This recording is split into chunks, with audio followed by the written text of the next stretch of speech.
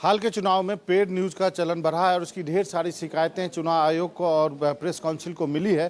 चुनाव आयोग ने इस बार एक पेड न्यूज़ के लिए अलग से इंतजाम किए हैं। पेड न्यूज़ यानी पैसे देकर के खबरें लिखवाना।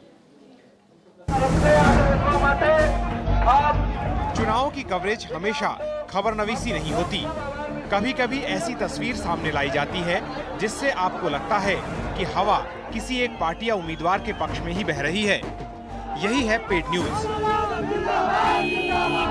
पेड न्यूज में कोई अखबार किसी खास पार्टी या उम्मीदवार से पैसा लेकर उसके प्रचार को खबर की शक्ल में छापता है। सिर्फ एक ही दल या उम्मीदवार की हर रैली या जनसभा को बेहद कामयाब बताया जाता है। कई बार पार्टी कार्यकर्ता या नेता ही जो कुछ लिख दें वही छाप दिया जाता है। ऐसा करने में टीवी चैनल भी पीछे नहीं रहते। पेड न्यूज की बीमारी पिछले कुछ सालों में तेजी से बढ़ी है और चुनाव आयोग में इसको लेकर ढेरों शिकायतें आई हैं। खुद आयोग मानता है कि गुजरात उसकी पहली बड़ी प्रयोगशाला होगी जहां पेड न्यूज को रोकने के लिए वो प्रयोग कर रहा है।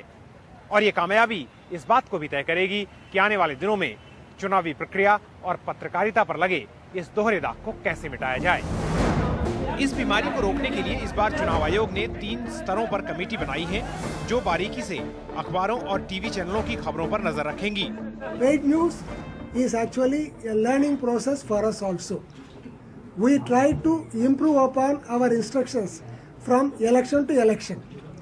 As I was mentioning to you during my initial talk, for the first time, not only these committees will be monitoring paid news at district level and state level.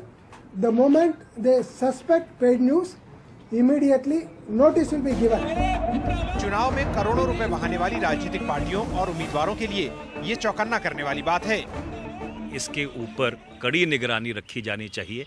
इससे चुनाव का खर्चा बहुत कम हो जाएगा। हम लोग पॉजिटिव प्रचार करते हैं और हम लोगों ने जो कहा है, जो किया है, वही हम कहने वाले हैं। इसलिए हमको किसी भी तरीके का कोई खतरा नहीं लगता है। लेकिन हकीकत यह है कि पेड न्यूज के मामले में तमाम तरह की शिकायतें आने के बावजूद चुनाव आयोग के पास इसे रोकने के लिए ताकत बेहद कम है। पिछले दिनों महाराष्ट्र के पूर्व मुख्यमंत्री अशोक चौहान के खिलाफ भी पेड न्यूज का मामला सामने आया था, लेकिन उस पर अब तक चुनाव आयोग कोई कार्रवाई नहीं कर सका है। अखिलेश शर्मा और कुमार विक्रांत सिंह के साथ दिल्ली से Hridayesh Joshi, NDTV India. India's #1 news app just got even better. Download NDTV's new app. Fully optimized for retina display. Full screen view. Faster response time. And Sudoku. NDTV's new iPad app. Download now.